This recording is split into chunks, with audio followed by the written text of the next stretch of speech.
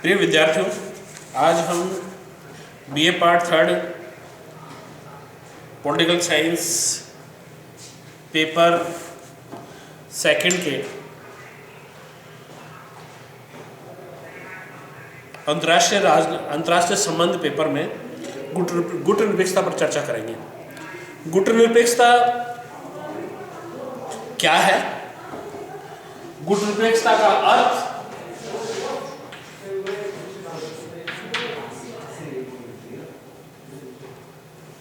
परिभाषा,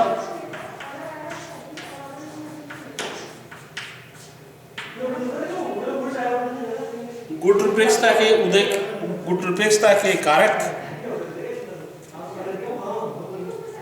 गुट निरपेक्षता को प्रोत्साहन देने वाले कारक और उपलब्धियों के बारे में हम आज चर्चा कर रहे हैं।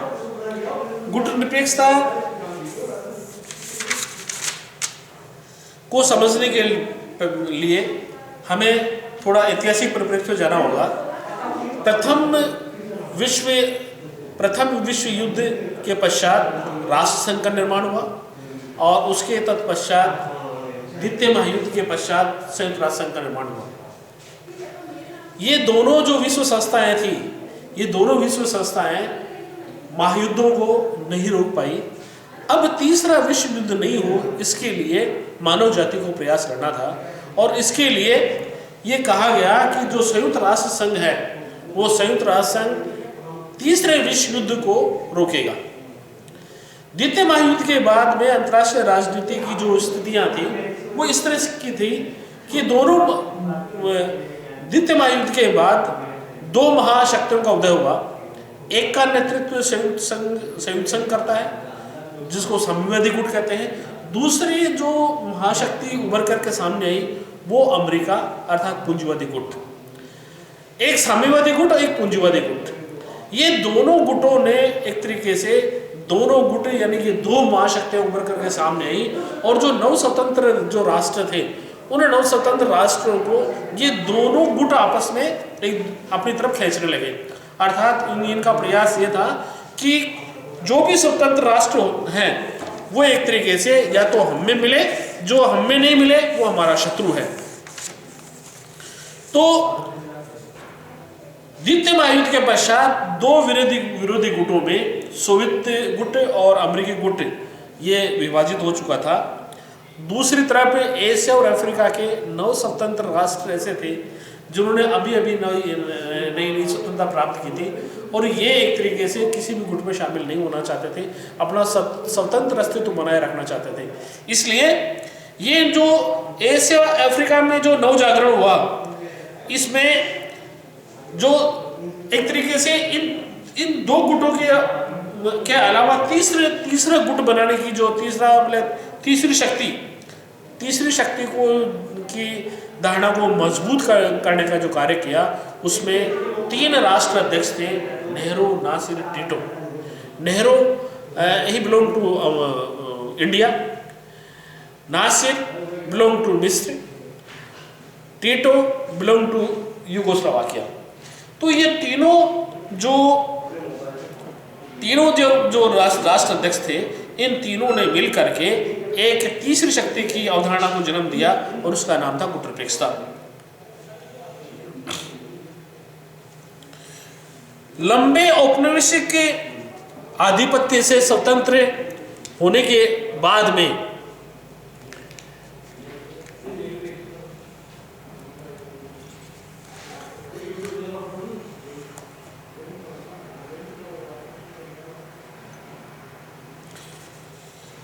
लंबे औपनिवेशिक आधिपत्य से स्वतंत्र होने के लंबे संघर्ष के बाद किसी दूसरे आधिपत्य को स्वीकार कर लेना इन नवोदित राष्ट्रों के लिए एक असुविधाजनक स्थिति थी।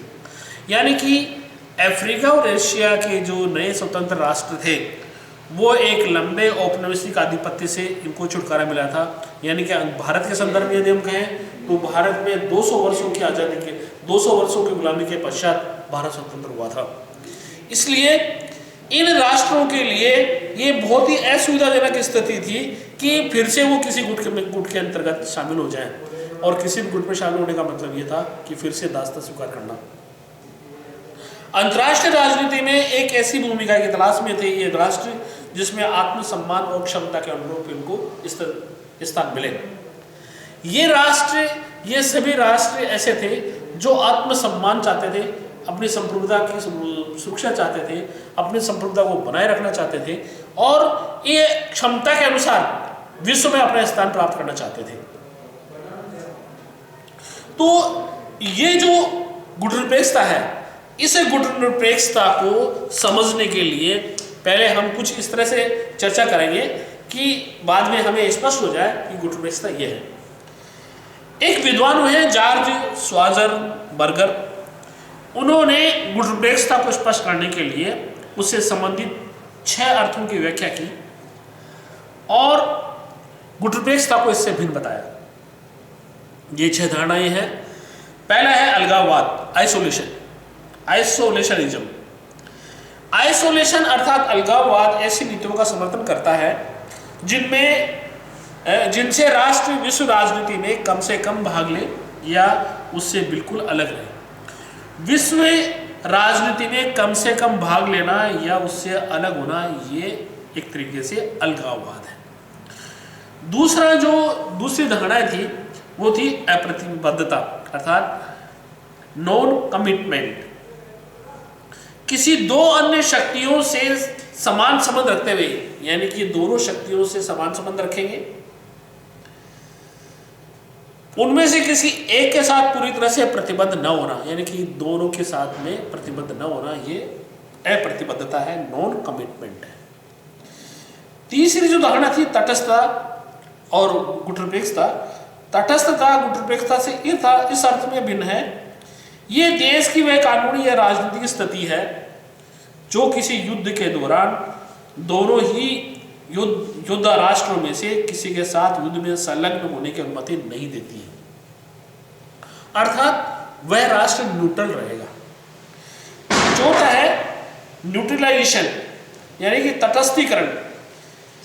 तटस्थीकरण और गुटनिरपेक्षता में अंतर यदि हम करते हैं तो तटस्थीकरण वह है देश हमेशा के लिए तटस्थ है, जैसे स्विट्जरलैंड है, देश हमेशा के लिए तटस्थ है और अपनी तटस्थीकृत स्थिति को कभी नहीं छोड़ सकता।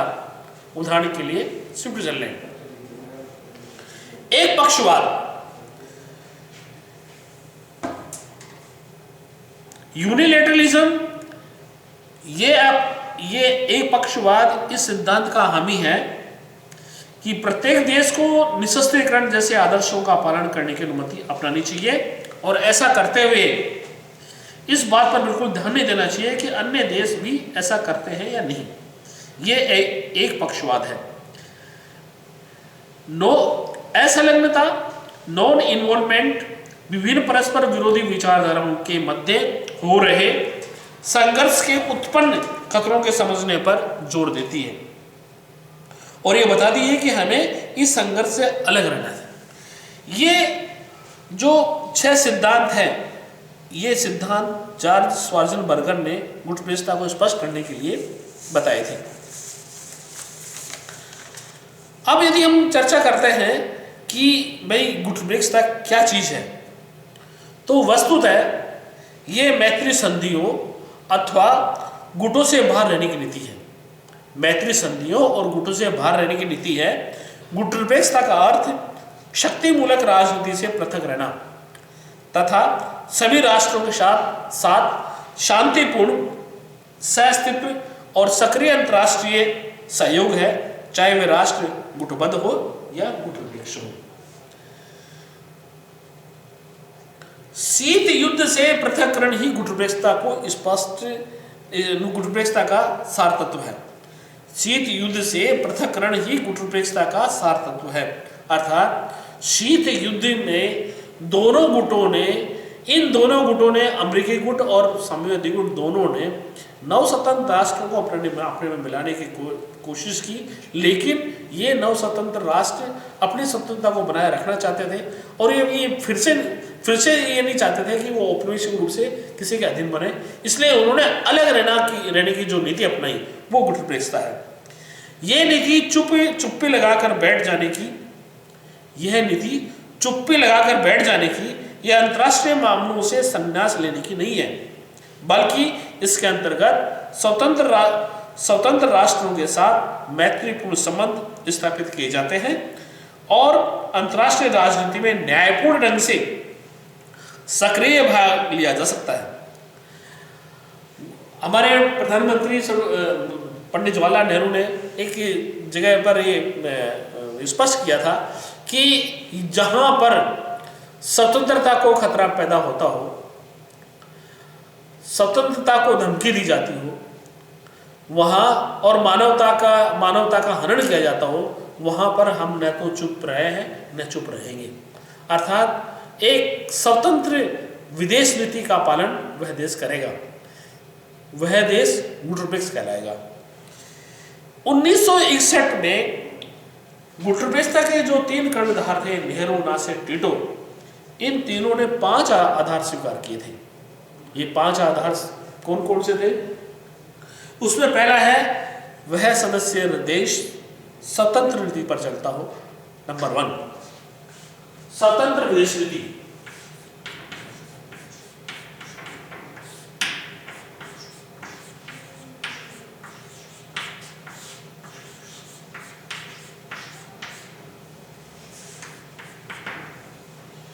दूसरा, देश उपनिवेशवाद का विरोध करता हो।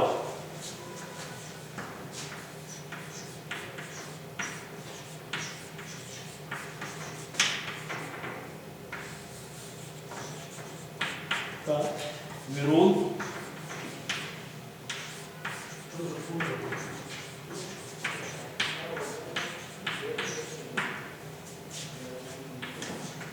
तीसरा आधार है देश किसी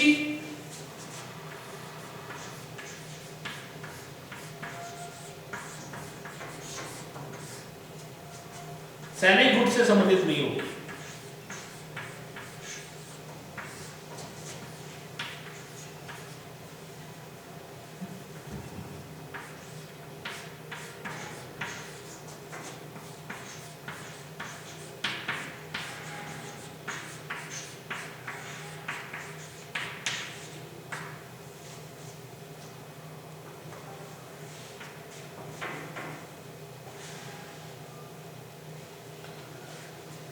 देश किसी सैनिक गुट से संबंधित नहीं हो या उसका सदस्य न हो।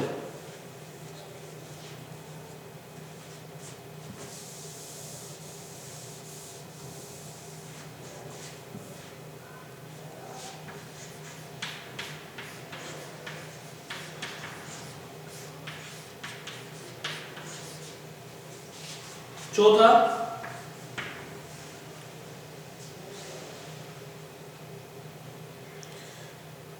सदस्य देश किसी देश से किसी बड़ी ताकत के साथ द्विपक्षीय समझौता न किया हो।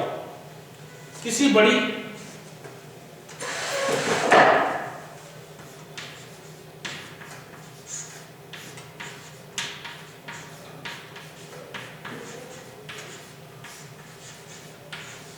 ताकत के साथ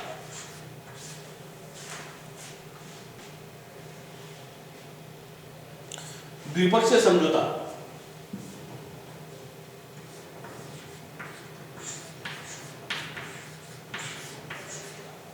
द्विपक्षीय समझौता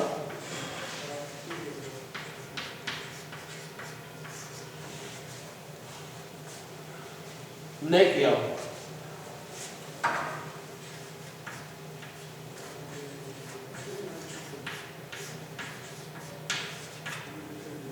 और पांचवा है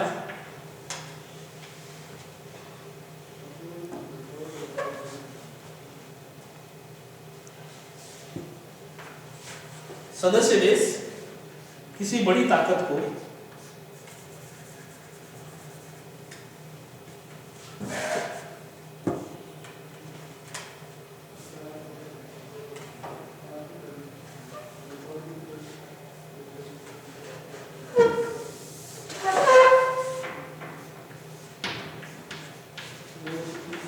सदस्य देश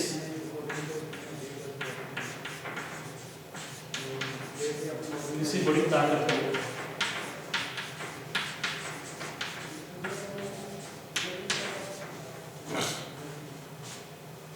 अपने क्षेत्र में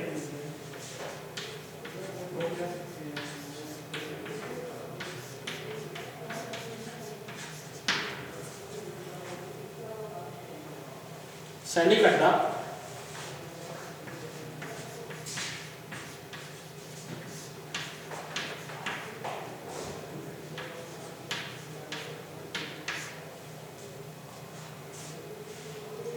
बनाने की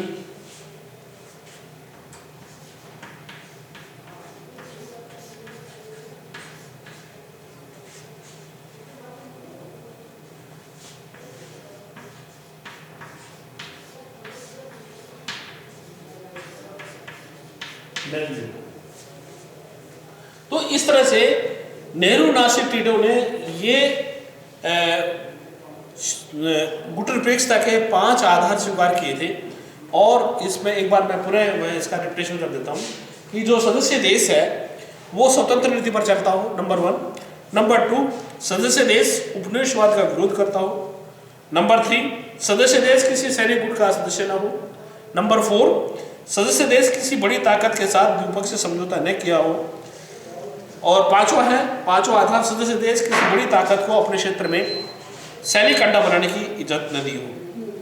इस तरह से गुटनिरपेक्षता से तात्पर्य है, गुटनिरपेक्षता से अभिप्राय है अपनी स्वतंत्र रीति नीति, अपनी स्वतंत्र विदेश नीति।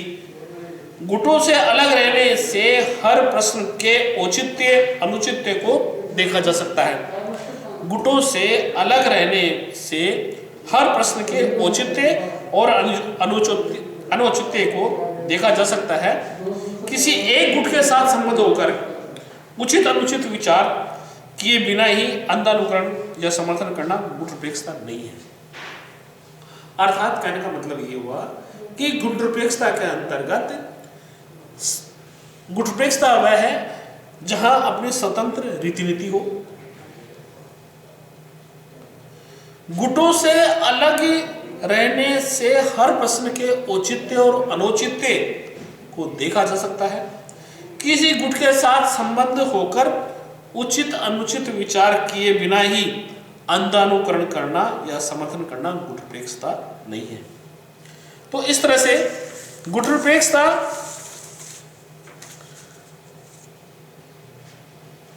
का तात्पर्य क्या है? इसका मतलब यह है कि वह देश स्वतंत्र विदेश नीति का पालन करता हो, किसी सैनिक गुट से संबंधित नहीं हो और अपनी स्वतंत्र रीति नीति पर चलता हो, वह गुटनिरपेक्षता है। अब गुटनिरपेक्षता के प्रोत्साहन देने वाले कारक कौन से हैं?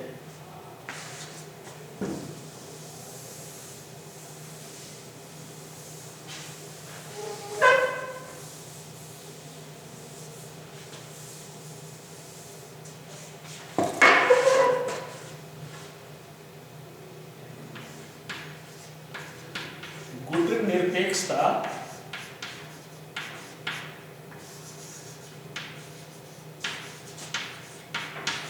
प्रोत्साहन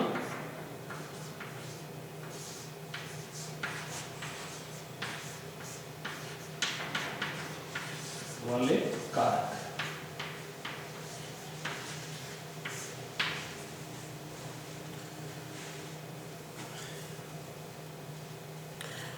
गुटनिरपेक्षता के अभ्युदय के लिए कुछ कारक जिम्मेदार हैं, उत्तरदायी हैं। उनमें पहला है शीत युद्ध। जैसा कि मैंने आपको पहले बताया, इसमें बताया, शीत युद्ध एक ऐसा युद्ध था जिसको हम ये कहें कि ये गर्म युद्ध, अर्थात ये गोले बारूद से लड़ने वाला युद्ध नहीं था। ये एक तरीके से दो महाशक्तियों के बीच में प्रतिद्वंदिता का परिणाम था। दो महाशक्तियों के बीच में तनाव की स्थिति का होना, ये शीत युद्ध था। अर्थात एक ये ऐसा युद्ध था जो अखबार कागज के गोले बारूद के बजाय कागज के गोलों से लड़ा जाने वाला युद्ध था।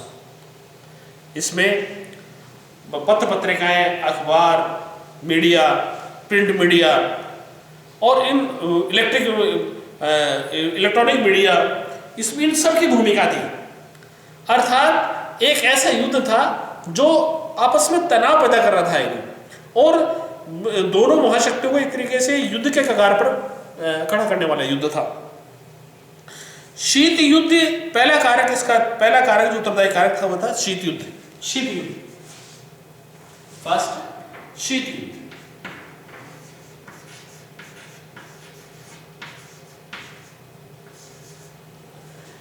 ये दोनों महाशक्तियां, एक गुट का नेतृत्व सम्मेलन गुट कर रहा है, दूसरे गुट का नेतृत्व अमेरिकी गुट कर रहा है, अर्थात पूंजीवादी गुट कर रहा है। ये दोनों के बीच में जो कोल्ड वार चल रहा था, इस कोल्ड वार के परिणाम स्वरूप, क्योंकि ये जो सब देश थे, ये स्वतंत्र देश, नव स्वतंत्र देश थे, और ये चाहते थे कि ये लंबी औपनिवेशिक दास्ता से इन्होंने मुक्ति प्राप्त की थी, और ये फिर से नहीं चाहते थे कि वो फिर से दास्ता स्वीकार करना नहीं चाहते थे। अर्थात ये चाहते थे कि हम अपनी विदेश नीति सही गलत का निर्णय करते हुए हम सही का हमेशा समर्थन करेंगे। शीत युद्ध के इस वातावरण, नव स्वतंत्र राष्ट्रों ने किसी भी पक्ष का समर्थन न करके पृथक रहने का निर्णय किया। इन नव स्वतंत्र राष्ट्रों ने शीत युद्ध के परिणाम स्वरूप अलग स्वतंत्र विदेश नीति अपनाने पर जोर दिया, अर्थात नई स्वतंत्र विदेश नीति को अपनाया। ये शीत युद्ध से पृथक रहने की नीति ही आगे चल करके गुटनिरपेक्षता के नाम से जाने जाने लगी। तो पहला कारक था शीत युद्ध, दूसरा कारक था सैनिक गुटों से पृथक रहना।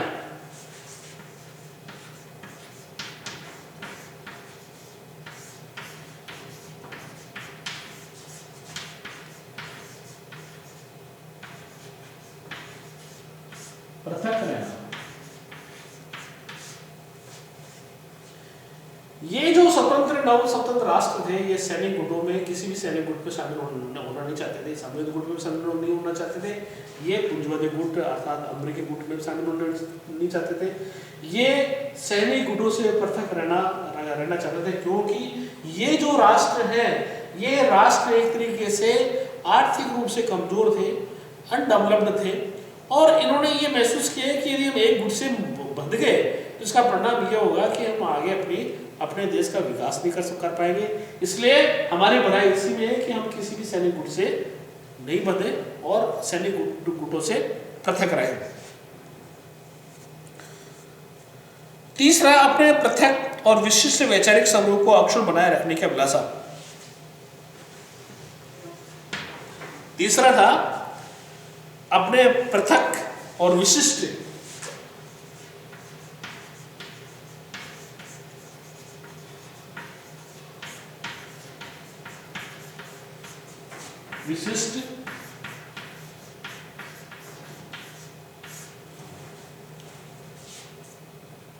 वैचारिक समूह।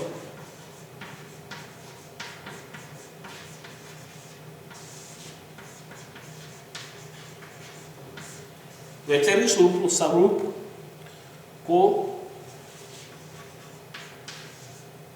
अक्षुण्ण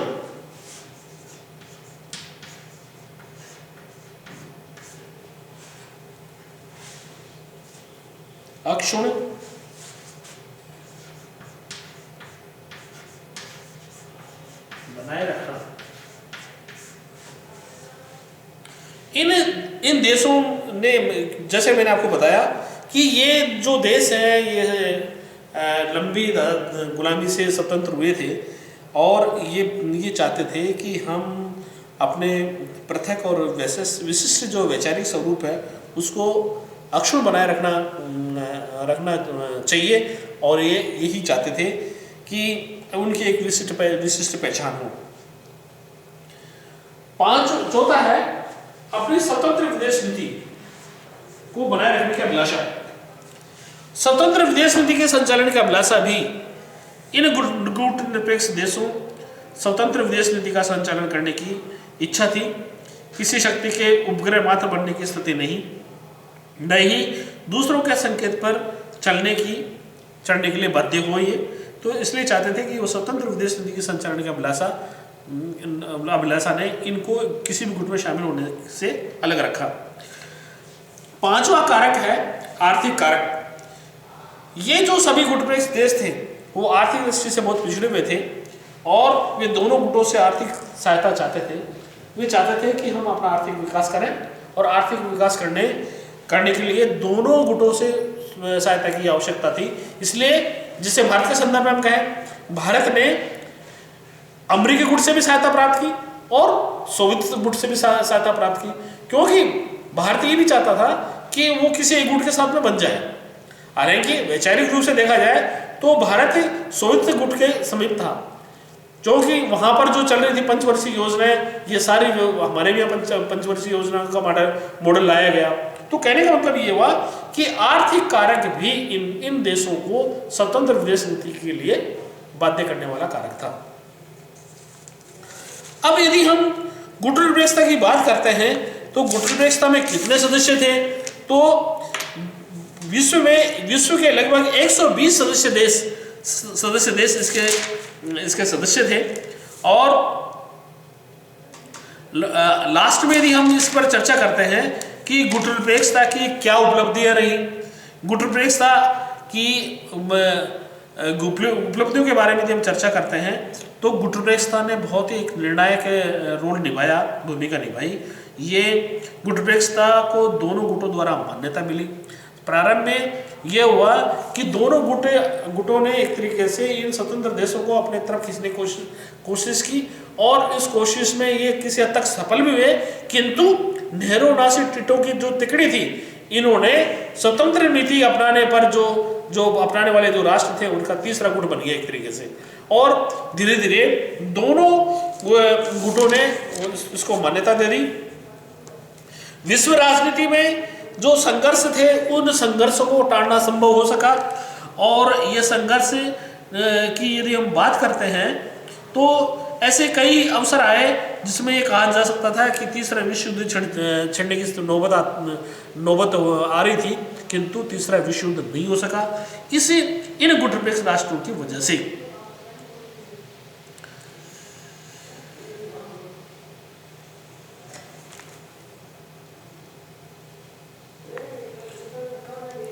तीसरा, विश्व युद्ध को सशस्त्र युद्ध में परिणत होने से रोकना। इन दोनों गुटों बहुत से गुटनिरपेक्ष देश दोनों गुटों सर्वोच्च शक्ति के बीच सद्भावना हेतु संपर्क के माध्यम का काम करने को तैयार थे और दूसरे शीत युद्ध के दोनों पक्षों के बीच जो खामख्यालियाँ और गलतफहमियाँ दूर करने में सहायता मिली और इन्हीं गुटनिरपेक्ष देशों की वजह से। कभी कभी उन्हें यह भी अनुभव हुआ कि विश्व न्यूक्लियर विध्वंस के कगार पर है। गुटनिरपेक्ष राष्ट्रों ने कम से कम शीत युद्ध को उस स्थिति में पहुंचने से रोक दिया जिसमें सर्वोच्च शक्तियों के जानबूझकर उस राह पर चलने से या खामख्याली की वजह से सशस्त्र युद्ध में परिणत हो सकता था। अर्थात शीत युद्ध को सशस्त्र युद्ध में परिणत होने से रोकना संभव हो सका। शीत युद्ध को देदांत की स्थिति में रखना अर्थात तनाव में कमी, तनाव शैथिल्य की स्थिति लाने के लिए गुटनिरपेक्ष देश जिम्मेदार है। इसी तरह से निशस्त्रीकरण और शस्त्र नियंत्रण दिशा में भी प्रगति हुई और विश्व समाज के लिए उन्मुक्त वातावरण का निर्माण हुआ। अपनी राष्ट्रीय प्रकृति के अनुरूप विकास के प्रतिमान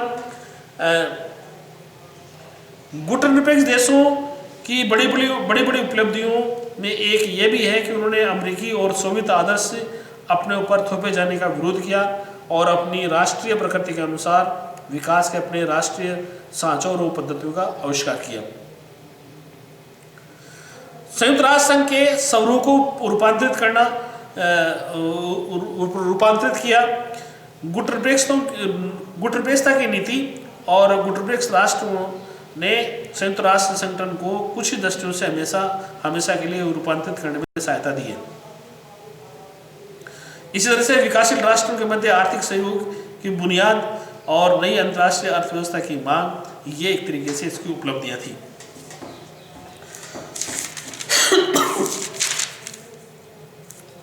आज हम इसमें अपने लेक्चर को यही विराम देते हैं। धन्यवाद।